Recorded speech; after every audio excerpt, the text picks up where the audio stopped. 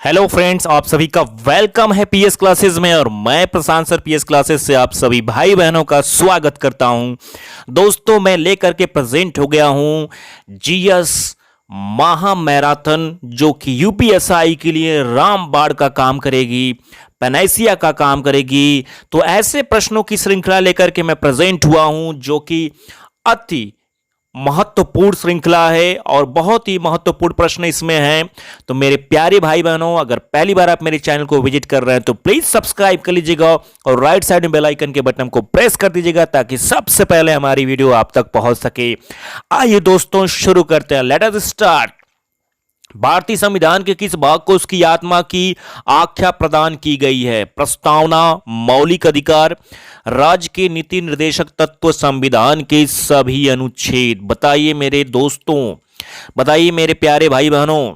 चलिए हम जवाब लेने की कोशिश करते हैं, और जो जवाब हमारा आता है मेरे साथियों, मेरे प्यारे भाई बहनों, चलिए जवाब लेते हैं। बताइए, भारतीय संविधान के किस भाग को उसकी आत्मा की आख्या प्रदान की गई है? कौन सा भाग है? तो चलिए जवाब आपका आता है प्रस्तावना। प्रस्तावना मेरे प्यारे भाई बहनों। नेक्स्ट वन लेते हैं, आपकी स्क्रीन पर ये रहा। नेक्स्ट वन लेते हैं, चलिए नेक्स्ट वन लेते हैं। चलिए देखिए, संविधान निर्माताओं ने किस पर विशेष ध्यान दिया था? बताइए। प्रस्तावना पर, मूल कर्तव्य पर, मौलिक अधिकार पर, नीति निर्देशक तत्व पर। बताइए मेरे प्यारे भाई बहनों, किस पर संविधान निर्माताओं ने किस पर विशेष बल दिया था? किस पर विशेष बल दिया था? तो दिया था प्रस्तावना पर। किस पर दिया था? प्रस्तावना पर दिया था। चलिए चलिए नेक्स्ट वन लेते हैं। अगला प्रश्न ये रहा आपकी स्क्रीन पर, आपकी स्क्रीन पर। चलिए, भारत में जनप्रिय संप्रभुता है क्योंकि भारत की संविधान की प्रस्तावना शुरू होती है इन शब्दों से: लोकतंत्र, लोकतंत्रवादी भारत, लोक गणराज्य, लोक प्रभुसत्ता, हम भारत के लोग। बताइए मेरे प्यारे भाई बहनों, अब की बार यूपीएसआई पार का नारा है। ज्यादा से ज्यादा लोगों तक शेयर करिएगा मेरे प्यारे भाई बहनों। चलिए देखते हैं, भारत में जनप्रिय संप्रभुता क्योंकि भारत के संविधान की प्रस्तावना शुरू होती है इन शब्दों से। किससे शुरू होती है आपको बताना है मेरे प्यारे भाई बहनों। तो शुरू होती है हम भारत के। किससे शुरू होती है? हम भारत के। चलिए चलिए दोस्तों, नेक्स्ट वन लेते हैं। नेक्स्ट वन लेते हैं, और ये रहा आपकी स्क्रीन पर अगला प्रश्न। दोस्तों बता दें कि ये जो एक बेहतरीन आपको एमसीक्यू दिए जा रहे हैं, जो कि आपके आगामी परीक्षा के लिए बहुत ही महत्वपूर्ण हैं। तो दोस्तों इसे शेयर करिएगा। अगर अभी तक आप मेरे चैनल को सब्सक्राइब नहीं किए हैं तो प्लीज दोस्तों सब्सक्राइब कर लीजिएगा और राइट साइड में बेल आइकन के बटन को प्रेस कर दीजिएगा, ताकि सबसे पहले हमारी वीडियो आप तक पहुंच सके। और कमेंट करके बताइएगा कि सेशन कैसा लग रहा है। चलिए बात करते हैं, क्वेश्चन नंबर 4 लेते हैं। भारत को गणतंत्र क्यों कहा जाता है? इसके विधानमंडलों की अधिकतम संख्या जनता द्वारा प्रत्यक्ष चुनी जाती है, यह राज्यों का एक संघ है, या मेरे प्यारे भाई बहनों भारतीय नागरिक मूलभूत अधिकारों का उपयोग करती है, या यहां राज्य का प्रमुख निर्धारित अवधि के लिए निर्वाचित होता है? बताइए मेरे प्यारे भाई बहनों। चलिए जोरदार सेशन हम लेते हैं, बताइए क्या आंसर होगा। तो चलिए हम बात करते हैं कि यहां राज्य का प्रमुख निर्धारण अवधि के लिए निर्वाचित होता है, यही कारण है। चलिए नेक्स्ट वन लेते हैं मेरे प्यारे भाई बहनों। भारत है एक, क्या है? बहुत ही बेहतरीन प्रश्न है, जोरदार शेयर करिएगा। धर्मनिरपेक्ष राष्ट्र है, हिंदू राष्ट्र है, हिंदू मुस्लिम राष्ट्र है, इनमें से कोई नहीं। अक्सर ये प्रश्न आपके एग्जाम में आता है मेरे प्यारे भाई बहनों। बताइए क्या होगा? धर्मनिरपेक्ष राष्ट्र है। भारत कैसा है? तो भारत है एक धर्मनिरपेक्ष राष्ट्र है। चलिए नेक्स्ट वन लेते हैं। नेक्स्ट वन लेते हैं, ये रहा आपकी स्क्रीन पर। धर्मनिरपेक्ष का अर्थ होता है जिस देश का अपना कोई धर्म न हो, सरकार द्वारा धर्म का संरक्षण, सभी धर्मों का महत्व स्वीकार करना, या राष्ट्र धर्म का विशेष संवैधानिक महत्व। चलिए बताइए मेरे प्यारे भाई बहनों, देखिए जो जवाब हमारा होगा सभी धर्मों का महत्व स्वीकार करना। चलिए इसलिए कहा जाता है कि धर्मनिरपेक्ष कहा जाता है भारत को। चलिए नेक्स्ट वन लेते हैं। भारत एक धर्मनिरपेक्ष राज्य है, इसका मतलब है कि भारतीय राज्य धर्म विरोधी नागरिकों का समर्थन करता है, बहुसंख्यक समुदाय के धर्म का समर्थन करता है, अल्पसंख्यक समुदाय के धर्म का समर्थन करता है। जी दोस्तों, किसी निश्चित धर्म का समर्थन नहीं करता है। चलिए बताइए क्या जवाब हम लेंगे, यहां पर क्या जवाब लेंगे। चलिए आंसर हम लेते हैं मेरे प्यारे भाई बहनों, तो होता है कि किसी निश्चित धर्म का समर्थन नहीं करता है। आरआरबी गुवाहाटी सीजी 2006 में पूछा गया प्रश्न है। जी दोस्तों, आप जो है ज़्यादा से ज़्यादा लाइक करिएगा। आज का हमारा लाइक सेशन है, कम से कम 500 लाइक इस वीडियो पर आनी चाहिए। और दोस्तों, आपकी एक लाइक इस चैनल के लिए बहुत बड़ी ऊर्जा देती है, तो आप जरूर लाइक करिएगा अगर आपको लगता है कि इस चैनल से आपको फायदा हो रहा है, और ज़्यादा से ज़्यादा लोगों तक शेयर भी करिएगा। चलिए नेक्स्ट वन लेते हैं। गणतंत्र। गणतंत्र होता है केवल एक लोकतांत्रिक राज्य, अध्यक्षीय पद्धति शासन वाला राज्य, संसदीय पद्धति शासन वाला राज्य, राज्य जहां पर अध्यक्ष वंशानुगत रूप से न हो। चलिए मेरे प्यारे भाई बहनों, बताइए जवाब क्या लिया जाए, क्या उत्तर होगा। 8 का आपको बताना है। चलिए बात हम करते हैं राज्य जहां पर अध्यक्ष वंशानुगत रूप से न हो। चलिए नेक्स्ट लेते हैं। चलिए फटाफट नेक्स्ट लेते हैं। और ये एमसीक्यू का टेस्ट सीरीज चल रहा है यूपीएसआई के लिए। ये है भारतीय राज्य व्यवस्था से रिलेटेड जितने भी इंपॉर्टेंट पार्ट हैं सब आपको एमसीक्यू दिए जाएंगे। तो रेगुलर आप जो है हर एक वीडियो को देखिए और ज़्यादा से ज़्यादा लोगों तक शेयर करिए। दोस्तों, लाइक करना बिल्कुल मत भूलिए, और सब्सक्राइब नहीं किए हैं तो प्लीज सब्सक्राइब भी कर लीजिए और राइट साइड में बेल आइकन के बटन को प्रेस कर दीजिएगा ताकि सबसे पहले हमारी वीडियो आप तक पहुंच सके। चलिए नेक्स्ट वन लेते हैं। निम्नलिखित में से वे 2 शब्द कौन से हैं जिनका समावेश 42वें संशोधन द्वारा संविधान के उद्देशिका में किया गया था। धर्मनिरपेक्ष लोकतांत्रिक, प्रभुत्व संपन्न लोकतांत्रिक, समाजवादी, धर्मनिरपेक्ष गणतंत्र। बहुत ही बेहतरीन प्रश्न है, बहुत ही बेहतरीन प्रश्न। बताइए मेरे दोस्तों, बताइए मेरे भाई बहनों, क्या होगा। चलिए बताइए क्या होगा। तो वो था समाजवादी धर्मनिरपेक्ष। चलिए नेक्स्ट वन लेते हैं। ये रहा आपकी स्क्रीन पर। भारतीय संविधान की प्रस्तावना में भारत को किस रूप में घोषित किया गया है। 1 सार्वभौम प्रजातांत्रिक गणतंत्र, बी एक समाजवादी प्रजातांत्रिक गणतंत्र, सी एक प्रभुत्व संपन्न समाजवादी धर्मनिरपेक्ष प्रजातांत्रिक गणराज्य, या डी इनमें से कोई नहीं। बताइए मेरे प्यारे भाई बहनों, जोरदार शेयर करिएगा, जोरदार शेयर करिएगा, लाइक जरूर करिएगा, साथ ही साथ सब्सक्राइब भी कर लीजिएगा और राइट साइड बेल आइकन के बटन को भी प्रेस कर दीजिएगा। चलिए इस बार का हमारा टारगेट है 500 लाइक। चलिए बताइए दोस्तों क्या होगा।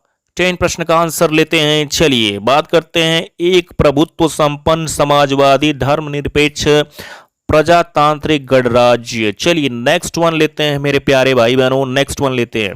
चलिए भारत एक गणतंत्र है, इसका अर्थ क्या है। सभी मामलों में अंतिम अधिकार जनता के पास है। भारत में संसदीय शासन व्यवस्था है। भारत में वंशानुगत शासन नहीं है। भारत राज्यों का एक संघ है। बताइए मेरे प्यारे भाई बहनों, चलिए बताइए क्या होगा। तो भारत में वंशानुगत शासक नहीं है। चलिए नेक्स्ट वन लेते हैं। नेक्स्ट वन, चलिए देखिए नेक्स्ट वन लेते हैं। नेक्स्ट वन है 12। निम्नलिखित में से कौन सा शब्द भारत के संविधान के उद्देशिका में नहीं है। समाजवादी, पंथ निरपेक्ष, प्रभुत्व संपन्न, लोक कल्याण। क्या नहीं है भैया, क्या नहीं है भैया, बताइए क्या नहीं है।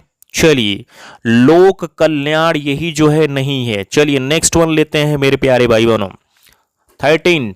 और ये जो बहुत बेहतरीन प्रैक्टिस सेट चल रहा है इसे जरूर अटेंड करें और ज्यादा से ज्यादा लोगों तक, अपने भाई बहनों तक शेयर करें। चलिए कल्याणकारी राज्य का उद्देश्य है अधिकतम संख्या का अधिकतम कल्याण सुनिश्चित करना, कमजोर वर्गों के कल्याण का प्रबंध करना, सभी नागरिकों को स्वास्थ्य सुविधाएं प्रदान करना।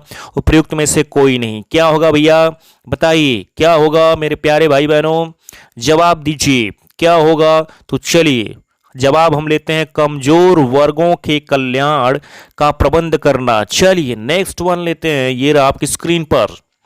भारत को एक गणराज्य मुख्य रूप से माना जाता है। क्यों। राज्याध्यक्ष का चुनाव होता है। उससे 15 अगस्त 1947 को स्वतंत्रता मिली थी। उसका अपना लिखित संविधान है। उसकी सरकार संसदीय प्रणाली के अनुसार है। क्या है भैया। चलिए जवाब आपका होता है ए राज्याध्यक्ष का चुनाव होता है। चलिए, बहुत जोरदार सेशन है, ज़्यादा से ज़्यादा लोगों तक शेयर करिएगा, लाइक जरूर करिएगा मेरे प्यारे भाई बहनों, क्योंकि ये आपका अपना चैनल है और आपके आशीर्वाद से चलता है।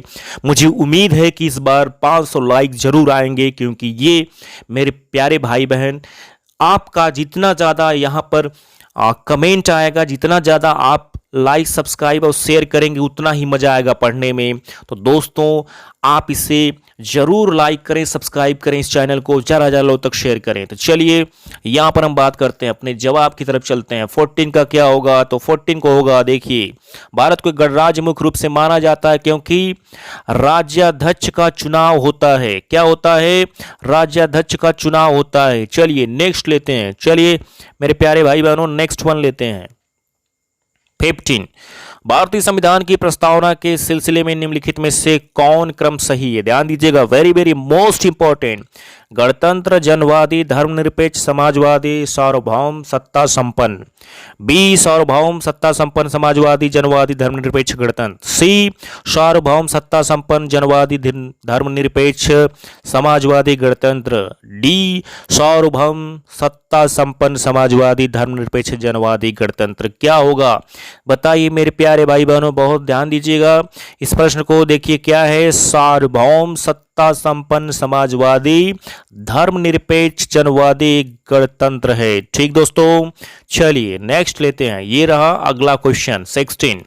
संविधान की प्रस्तावना में प्रयुक्त शब्द सेक्युलर का अर्थ है सभी नागरिकों को धर्म एवं उपासना की स्वतंत्रता, एकेश्वरवाद, बहुदेववाद, सभी धर्मों की अस्वीकृति। क्या है भैया बताइए मेरे प्यारे दोस्तों, क्या है? तो वो है, चलिए ध्यान देते हैं, वो है पहला ऑप्शन आपका सही होगा। ध्यान दीजिए, पहला ऑप्शन आपका सही होगा। चलिए दोस्तों आगे चलते हैं। क्या पहला है? सभी नागरिकों को, जी दोस्तों ध्यान दीजिएगा, सभी नागरिकों को धर्म एवं उपासना की स्वतंत्रता। चलिए नेक्स्ट लेते हैं। ये रहा शब्द धर्मनिरपेक्ष सेकुलर भारत के संविधान की प्रस्तावना में जोड़ा गया था, जिसके विषय में निम्नलिखित कथनों में से कौन सही है? यह वर्ष 1976 में जोड़ा गया था, यह 44वें संविधान संशोधन द्वारा जोड़ा गया था, यह 42वें संविधान संशोधन द्वारा जोड़ा गया था, यह मूल प्रस्तावना में था। किस में था? उत्तर निम्नलिखित कूट से चुनकर दीजिए, ए, बी, सी, डी। क्या होगा बताइए, क्या होगा मेरे प्यारे भाई बहनों? 17 का जवाब दीजिए, 17 का। चलिए लेते हैं, बी ऑप्शन की तरफ जाएंगे, 1 और 3। क्या हो जाएगा?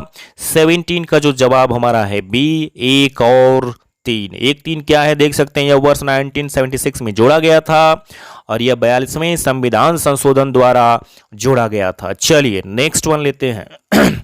नेक्स्ट वन लेते हैं मेरे प्यारे साथियों भाई बहनों, नेक्स्ट वन लेते हैं 18।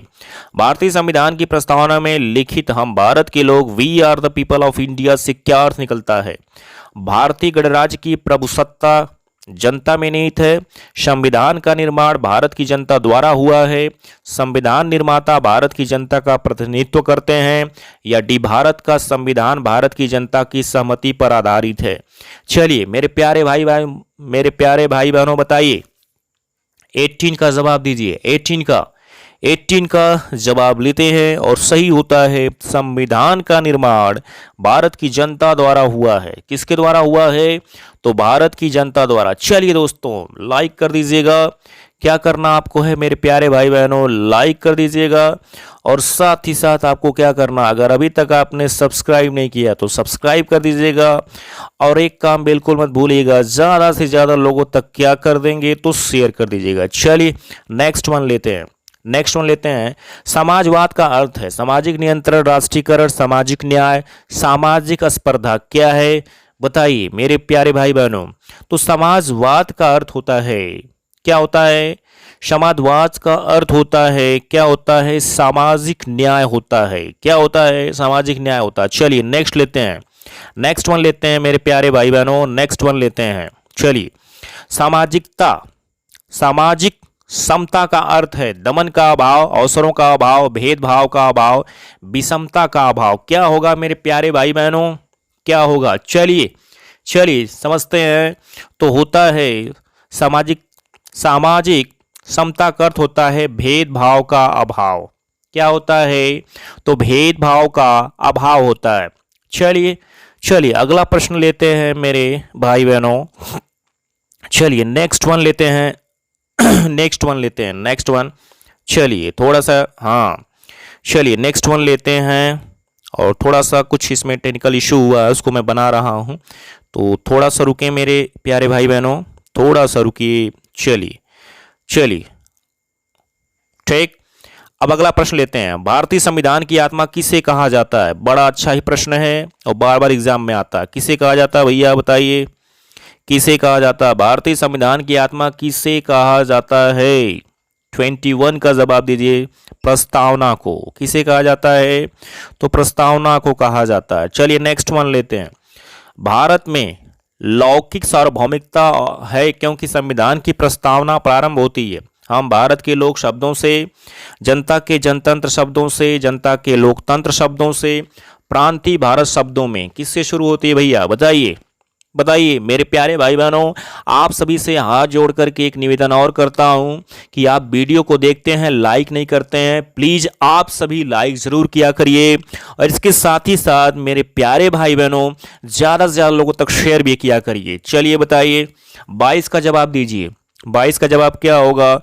तो होगा कि हम भारत के लोक शब्दों से, हम भारत के लोक शब्दों से। चलिए नेक्स्ट वन लेते हैं।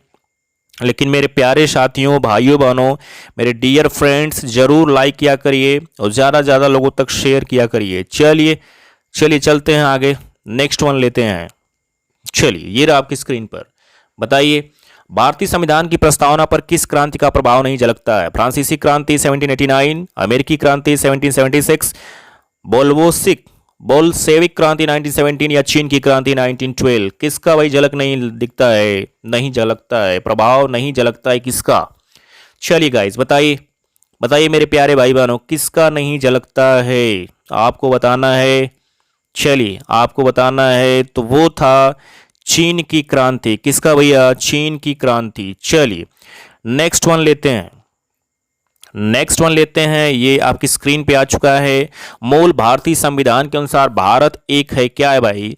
प्रभुत्व संपन्न लोकतंत्रात्मक गणराज्य, प्रभुत्व संपन्न धर्मनिरपेक्ष समाजवादी गणराज्य, प्रभुत्व संपन्न धर्मनिरपेक्ष लोकतंत्रात्मक गणराज्य या प्रभुत्व संपन्न समाजवादी लोकतंत्रात्मक गणराज्य? क्या था?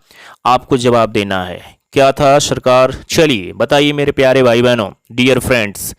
तो आपका जवाब जो होता है वो सही जाएगा कि प्रभुत्व संपन्न लोकतंत्रात्मक गणराज्य। ठीक, यही था मेरे प्यारे भाई बहनों। चलिए चलिए अगला प्रश्न लेते हैं। चलिए मेरे प्यारे भाई बहनों अगला प्रश्न लेते हैं। ये 42वें संवैधानिक संशोधन अधिनियम 1976 के पश्चात अब भारत एक क्या है भाई? है संपूर्ण प्रभुत्व संपन्न समाजवादी धर्मनिरपेक्ष लोकतंत्रात्मक गणराज्य, संपूर्ण प्रभुत्व संपन्न समाजवादी पंथ निरपेक्ष लोकतंत्रात्मक गणराज्य, संपूर्ण प्रभुत्व संपन्न समाजवादी धर्मनिरपेक्ष लोकतंत्र, अथवा संपूर्ण प्रभुत्व संपन्न समाजवादी धर्मनिरपेक्ष गणराज्य? बताइए, जोरदार शेयर भी करिएगा। बताइए मेरे प्यारे भाई बहनों क्या था? क्या था आपको बताना है। चलिए बताइए, बताइए मेरे प्यारे भाई बहनों क्या था? तो हमारा जो जवाब सही होगा वो जाएगा ऑप्शन बी की तरफ, संपूर्ण प्रभुत्व संपन्न समाजवादी पंथ निरपेक्ष लोकतंत्रात्मक गणराज्य। ठीक, चलिए नेक्स्ट लेते हैं। चलिए नेक्स्ट लेते हैं दोस्तों। अगला प्रश्न ये रहा आपकी स्क्रीन पर। 42वें, ध्यान दीजिएगा, 42वें संविधान संशोधन अधिनियम 1976 द्वारा प्रस्तावना में किस राज्य को नहीं जोड़ा गया? धर्मनिरपेक्ष, किस शब्द को नहीं जोड़ा गया? धर्मनिरपेक्ष, समाजवादी, गुटनिरपेक्ष या एकता? बताइए मेरे प्यारे भाई बहनों बताइए। चलिए प्रश्न को एक बार और समझ लीजिए, एक बार और देख लीजिए। चलिए 42वें संविधान संशोधन अधिनियम 1976 द्वारा प्रस्तावना में किस शब्द को नहीं जोड़ा गया है? किस शब्द को नहीं जोड़ा गया है? बताइए दोस्तों, 26 का आंसर दीजिए। किस शब्द को नहीं जोड़ा गया है? तो वो था गुट निरपेक्ष। क्या था? गुट निरपेक्ष था मेरे प्यारे भाई बहनों, गुट निरपेक्ष। चलिए नेक्स्ट वन लेते हैं। चलिए नेक्स्ट वन है, चलिए नेक्स्ट वन ले। भारतीय संविधान की प्रस्तावना के बारे में कौन सा कथन सही है? समाजवादी धर्मनिरपेक्ष शब्द 1950 में लागू संविधान के अंग हैं या उक्त शब्द 1976 में संशोधन द्वारा जोड़े गए हैं, उक्त शब्द 1985 में संशोधन द्वारा जोड़े गए हैं या उक्त शब्द संविधान की प्रस्तावना के अंग नहीं है? बताइए मेरे प्यारे भाई बहनों। 27 का आपको जवाब देना है। 27। चलिए 27 का यही है कि उक्त शब्द 1976 में संशोधन द्वारा जोड़े गए हैं। चलिए नेक्स्ट वन लेते हैं। चलिए नेक्स्ट वन लेते हैं मेरे साथियों, मेरे प्यारे भाई बहनों। चलिए नेक्स्ट लेते हैं। भारतीय संविधान ने किस प्रकार के लोकतंत्र को अपनाया? संवैधानिक राजतंत्र, वंशानुगत लोकतंत्र, लोकतांत्रिक राजतंत्र या लोकतांत्रिक गणतंत्र? किसको भाई स्वीकार किया है? किसको स्वीकार किया है? तो इसने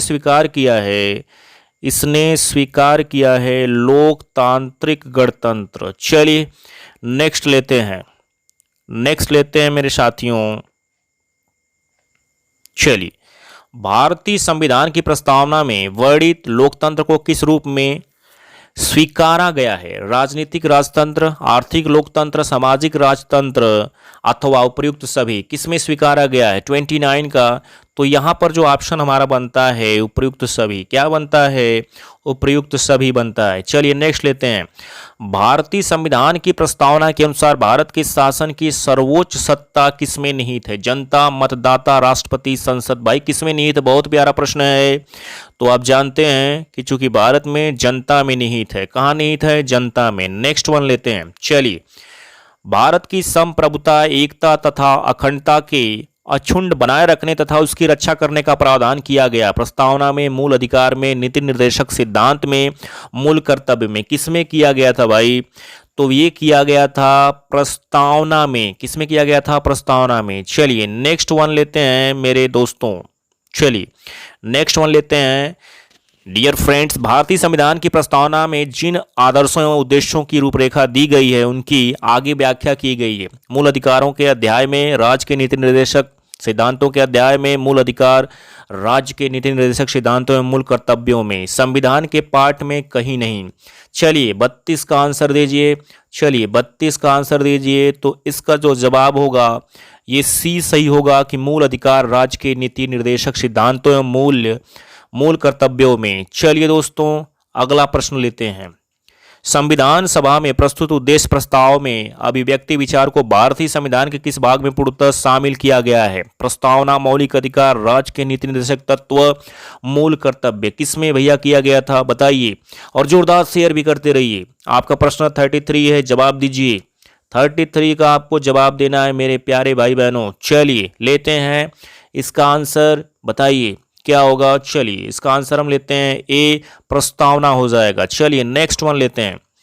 क्या लेते हैं? नेक्स्ट वन लेते हैं। चलिए भारतीय संविधान की प्रस्तावना से क्या स्पष्ट नहीं होता है? संविधान का स्रोत, शासन के ध्येयों का विवरण, संविधान को लागू करने की तिथि, संविधान को अंगीकृत, अधिनियमित और आत्मार्पित करने की तिथि? क्या भैया, क्या नहीं मालूम देता है? चलिए तो सी देखते हैं, संविधान को लागू करने की तिथि। नेक्स्ट वन लेते हैं। चलिए अगला ये रहा। निम्नलिखित में से किन उद्देश्यों को भारतीय संविधान उद्घोषित नहीं करता है? सामाजिक, आर्थिक और राजनीतिक न्याय, विचार अभिव्यक्ति, विश्वास, धर्म और उपासना की स्वतंत्रता, प्रतिष्ठा और अवसर की समता, अंतर्राष्ट्रीय शक्ति और सुरक्षा की अभिवृद्धि? तो 35 का आपको जवाब देना है। तो इसमें जो है आपके आंसर को हम लेंगे अंतर्राष्ट्रीय शांति और सुरक्षा की अभिवृद्धि। चलिए नेक्स्ट वन लिया जाए। Next one 36। भारतीय संविधान की प्रस्तावना में देश का कौन सा नाम उल्लिखित है? भारत और भारतवर्ष, भारत और हिंदुस्तान, भारत और इंडिया, हिंदुस्तान और भारतवर्ष? चलिए जवाब दीजिए। चलिए दोस्तों तो जो लिखा हुआ है भारत और इंडिया। क्या लिखा है? भारत और इंडिया लिखा हुआ है। चलिए नेक्स्ट वन लेते हैं। भारतीय संविधान किसके द्वारा स्वीकृत है? संविधान सभा द्वारा, भारत की संसद द्वारा, प्रथम निर्वाचन सरकार द्वारा, भारत की जनता द्वारा? तो भारतीय संविधान किसके द्वारा स्वीकृत है? बताइए मेरे प्यारे भाई बहनों। 37। तो वो था भारत की जनता द्वारा। भारत की जनता द्वारा। चलिए, भारत की संप्रभुता किसमें निहित है? भारतीय संसद में, राष्ट्रपति में, प्रधानमंत्री में, भारत की जनता में। बहुत ही प्यारा प्रश्न है, मोस्ट इंपॉर्टेंट, बार बार पूछा जाता है। तो भारत की संप्रभुता जो शक्ति होती है वो भारत की जनता में निहित होती है। चलिए नेक्स्ट वन लेते हैं। दोस्तों, अगर अभी तक आपने मेरे चैनल को सब्सक्राइब नहीं किया तो प्लीज सब्सक्राइब कर लीजिएगा और राइट साइड बेल आइकन के बटन को प्रेस कर दीजिएगा ताकि सबसे पहले हमारी वीडियो आप तक पहुंच सके। प्लीज लाइक जरूर करिएगा। चलिए नेक्स्ट वन लेते हैं। भारतीय संविधान को संविधान सभा द्वारा अंगीकृत किया गया। कब किया गया? 26 नवंबर 1949 को, 15 अगस्त 1949 को, 2 अक्टूबर 1949 को, अथवा 15 नवंबर 1949 को। बहुत इंपॉर्टेंट प्रश्न है, बहुत ही बेहतरीन प्रश्न है मेरे प्यारे भाई बहनों। तो आपको इसका जवाब देना है 39 का। 39 का जवाब दीजिए, क्या होगा? बहुत ही प्यारा प्रश्न है। चलिए, आपका जवाब होगा, यूपी टेट में भी आ चुका है, सुपर टेट में भी आ चुका है, सी टेट में 26 नवंबर 1949। चलिए नेक्स्ट वन लेते हैं। नेक्स्ट वन लिया जाए मेरे प्यारे भाई बहनों, तो अगला है, भारत का संविधान पूर्ण रूप से तैयार हुआ। ध्यान दीजिएगा, वेरी वेरी इंपॉर्टेंट क्वेश्चन। 26 जनवरी 1950, 26 नवंबर 1949, 11 फरवरी 1948 या इनमें से कोई नहीं। 4 इसका जवाब दीजिए। बहुत ही प्यारा प्रश्न है। भारत का संविधान पूर्ण रूप से तैयार हुआ, कब तैयार हुआ भैया बताइए? तो हुआ था 26 नवंबर 1949। प्रश्न को ध्यान से पढ़िए। भारत का संविधान पूर्ण रूप से तैयार हुआ था 26 नवंबर 1949 को। ध्यान दीजिएगा, अक्सर प्रश्न आता है। चलिए नेक्स्ट वन लेते हैं। अब देखिए अगला प्रश्न क्या है। भारतीय संविधान, ध्यान दीजिए, भारतीय संविधान कब अंगीकार किया गया था? 26 जनवरी 1950, 26 जनवरी 1949, 26 नवंबर 1949 या 31 दिसंबर 1949। दोनों प्रश्नों को बहुत ध्यान दीजिए। तो इसका जो जवाब आएगा 41 का, वो क्या था? भारतीय संविधान कब अंगीकार किया गया? देखिए फिर इंपॉर्टेंट है। तो 26 नवंबर 1949 को। कब किया गया था? 26 नवंबर 1949 को। तो देखिए, दोनों प्रश्न को आपने देखा कि बस केवल घुमावदार तरीके से पूछा गया है, बात एक ही कही गई है। चलिए नेक्स्ट वन लेते हैं। नेक्स्ट वन लेते हैं मेरे प्यारे भाई बहनों। चलिए नेक्स्ट वन, निम्नलिखित में से किस तिथि को भारतीय संविधान लागू किया गया था? 26 नवंबर 1950, 26 जनवरी 1949, 26 नवंबर 1949 या 31 दिसंबर 1949। देखिए, आरआरबी भुवनेश्वर में भी है, एसएम सीजी 2004 कोलकाता में भी है। बहुत इंपॉर्टेंट प्रश्न है, अक्सर पूछा जाता है। चलिए 42 का देखा जाए तो 42 का भी जो होगा वो हो जाएगा 26 जनवरी 1950। क्या हो जाएगा? 26 जनवरी 1950। ध्यान दीजिएगा। नेक्स्ट वन लेते हैं। नेक्स्ट वन लिया जाए मेरे प्यारे भाई बहनों। किस वर्ष भारत एक प्रभुत्व संपन्न प्रजातांत्रिक गणराज्य बना? 1947, 1951, 1935 या 1950? कब बना भैया बताइए मेरे प्यारे भाई बहनों? तो वो जो बना था 1950 में। चलिए नेक्स्ट वन लेते हैं। नेक्स्ट वन लिया जाए। चलिए, अब तक भारत के संविधान को दिशा में कितनी बार संशोधन किया जा चुका है? 1 बार, 2 बार, 3 बार? कभी नहीं। 44 का आंसर दीजिए। 1 बार किया जा चुका है। कितनी बार? 1 बार किया जा चुका है। चलिए नेक्स्ट वन लेते हैं। चलिए नेक्स्ट वन लेते हैं मेरे प्यारे भाई बहनों। भारत के संविधान की प्रस्तावना में प्रथम संशोधन कब किया गया? 1951, 1971, 1976 में या 1984 में? कब किया गया था? 45 का आपको जवाब देना है। 45 का 1976 में किया गया था। कब किया गया था? 1976 में। नेक्स्ट लीजिए। चलिए ध्यान दीजिएगा, बहुत ही प्यारा प्रश्न आने जा रहा है। निम्नलिखित अवतरण में हम भारत के लोग भारत को एक संपूर्ण प्रभुत्व संपन्न समाजवादी पंथ निरपेक्ष लोकतांत्रिक गणराज्य बनाने के लिए तथा उसके समस्त नागरिकों को सामाजिक, आर्थिक और राजनैतिक न्याय, विचार, अभिव्यक्ति, विश्वास, धर्म और उपासना की स्वतंत्रता, प्रतिष्ठा और अवसर की समता प्राप्त कराने के लिए तथा उन सब में व्यक्ति की गरिमा और राष्ट्र की एकता और अखंडता सुनिश्चित करने वाली बंधुता बढ़ने के लिए दृढ़ संकल्प होकर अपनी संविधान सभा में आज यथेत द्वारा इस संविधान को अंगीकृत, अधिनियमित और आत्मार्पित करते हैं। इसका उत्तर देना है। क्या होगा? 26 जनवरी 1950, 26 नवंबर 1949, 26 जनवरी 1949 या इनमें से कोई नहीं। 46 का आपको जवाब देना है। 46 का मेरे प्यारे भाई बहनों क्या होगा जवाब? 46 का दीजिए। तो 46 का क्या हो रहा है? तो यही जवाब होगा बी, 26 नवंबर 1949। 46 का हो जाएगा बी, 26 नवंबर 1949। चलिए नेक्स्ट वन लेते हैं। नेक्स्ट वन लिया जाए। नेक्स्ट, संविधान की प्रस्तावना सभी भारतीय नागरिकों के निम्न में से कौन सा एक उपलब्ध कराने के लिए वादा नहीं करती है? सामाजिक न्याय, राजनीतिक न्याय, विचार की स्वतंत्रता, पूजा की समानता। किसको बताइए क्या उपलब्ध नहीं कराता है? मेरे साथियों, मेरे प्यारे भाई बहनों, बताइए, जोरदार शेयर भी करिएगा। 47 का आपको जवाब देना है, 47 का आपको जवाब देना है। चलिए 47, पूजा की समानता। किसका दोस्तों? तो पूजा की समानता। 47 का ध्यान दीजिएगा। चलिए नेक्स्ट वन लेते हैं। 48, 26 नवंबर 1949 को अंगीकृत भारतीय संविधान की प्रस्तावना शब्द सम्मिलित नहीं थे। समाजवादी, पंथ निरपेक्ष, अखंडता, गणराज्य, अधोलिखित कूटों में से सही उत्तर चुनिए। चलिए 48 का जवाब दीजिए। तो यहां पर जो है कूट ए सही होगा। क्या ए सही होगा? 1, 2 एंड 3, समाजवादी, पंथ निरपेक्ष और अखंडता, ये शामिल नहीं था। चलिए मेरे प्यारे भाई बहनों, अगला देखते हैं। Next one 49। चलिए ये रहा आपकी स्क्रीन पे। संविधान की उद्देशिका के संबंध में निम्न स्थानों पर विचार करिए और दिए गए कूट की सहायता से बताइए कि इनमें से कौन सही है। पंडित नेहरू द्वारा प्रस्तुत ऑब्जेक्टिव प्रस्ताव अंतोगत्वा उद्देशिका बना। इसकी प्रकृति न्याय योग्य नहीं है। इसका संशोधन नहीं किया जा सकता है। संविधान के विशिष्ट प्रावधानों को यह रद्द नहीं कर सकता। चलिए कूट से मिलान किया जाए। चलिए कूट से मिलान किया जाए, कौन सा कूट सही होगा आपको बताना है मेरे प्यारे भाई बहनों। तो चलिए देखते हैं 49 का क्या होगा। 49 का हम देखें, चलिए बताइए। 49 का बी लेते हैं, केवल 1, 2 और 4। नेक्स्ट वन, भारतीय संविधान की उद्देशिका में परिवर्तन किस संशोधन अधिनियम के में किए गए थे? 38वां संशोधन अधिनियम 1975, 40वां संशोधन अधिनियम 1976, 42वां संशोधन अधिनियम 1976 या 44वां संशोधन अधिनियम 1979। किस में किया गया था भैया? किस में किया गया था? चलिए जवाब दीजिए। चलिए आपका जवाब आता है कि सर 42वें संविधान संशोधन अधिनियम 1976 में। ठीक, अगला लेते हैं। चलिए दोस्तों अगला लेते हैं। प्रस्तावना का वह प्रावधान जो सभी वयस्क नागरिकों को मतदान का अधिकार प्रदान करता है कहलाता है? पंथ निरपेक्षता, प्रजातंत्र, समाजवाद, गणतंत्र, क्या कहलाता है? 51 का जवाब दीजिए। चलिए ये कहलाता है प्रजातंत्र। क्या कहलाता है? प्रजातंत्र। नेक्स्ट वन लेते हैं।